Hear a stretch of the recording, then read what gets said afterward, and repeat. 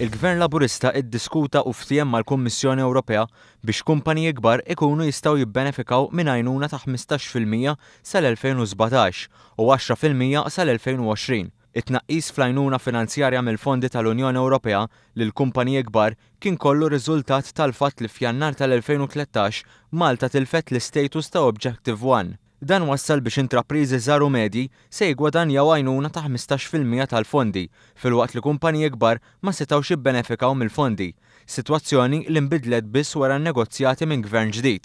Tkellem dwar dan id-Deputat Prim Ministru Louis Grech waqt li ngħata bidu għal konsultazzjoni pubblika mal-Kumitat Malti għall-Iżvilupp Ekonomiku u Soċjali dwar fondi Ewropej għal perjodu 2014-2020.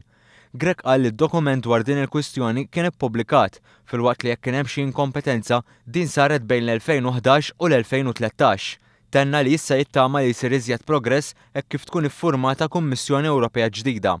Preżenti għal konsultazzjoni kien hemm ukoll is-Segretarju Parlamentari Ian Bolge fejn spjega kif dan huwa t-tieni parti ta' konsultazzjoni pubblika bilan li joħorġu skemi u proġetti konkreti. L-ewwel laqgħa dwar dawn il-fondi saret mal-Oppożizzjoni u l-proċess tal-konsultazzjoni pubblika jiġi fit-tmiemu fis-16 ta' Ġunju. Bolge żied jgħid li qed issir ħidma sfiqa biex l-ewwel skemi għall-industrija jinħarġu din is-sena stess.